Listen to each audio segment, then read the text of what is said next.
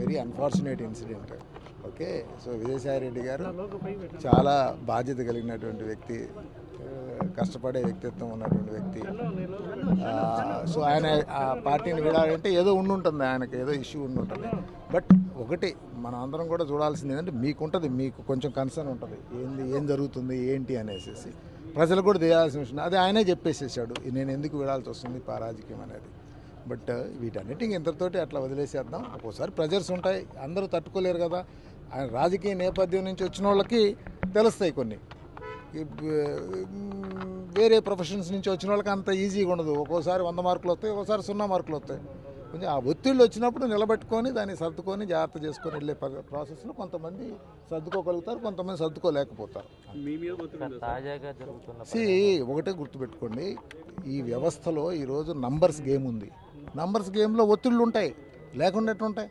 So దాన్ని balance చేసుకొని వెళ్ళే విధంగా రాజకీయ నాయకులు ముందుకెళ్లేటట్టు చేసుకోవాలి. తాజాగా జరుగుతున్న పరిణామంతో కొంతమంది ఎమ్మెల్సీలు కూడా బయటికి వెళ్ళిపోతున్నారని ప్రచారం జరుగుతుంది. అంటే ఒకటే గుర్తుపెట్టుకోండి, ఏదైనా మనం ప్రాక్టికల్గా చూసుకుంటే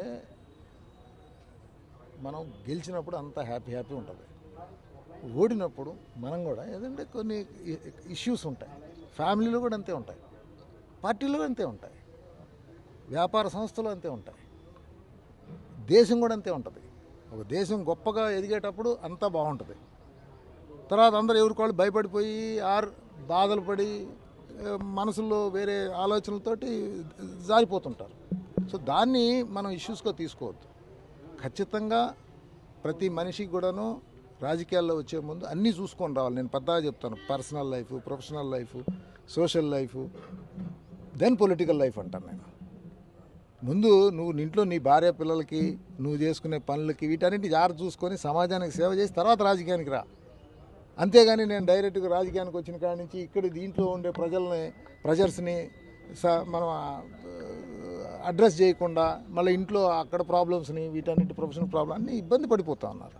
సో వాటిని బ్యాలెన్స్ చేసుకొని వెళ్ళే విధంగా రాజకీయ నాయకులు రావాల్సిన అవసరం ఉంది. ఉంటారండి, ఉండకుండా ఎట్లా ఉంటాయి, చాలా ఉంటాయి. పార్టీ అన్నీ సరిగ్గా చేసుకొని ఉంటే మేము గెలిచే ఉండేవాళ్ళం. సో కొన్ని ఇబ్బందులు ఉన్నాయి, పొరపాట్లు జరిగి ఉంటాయి.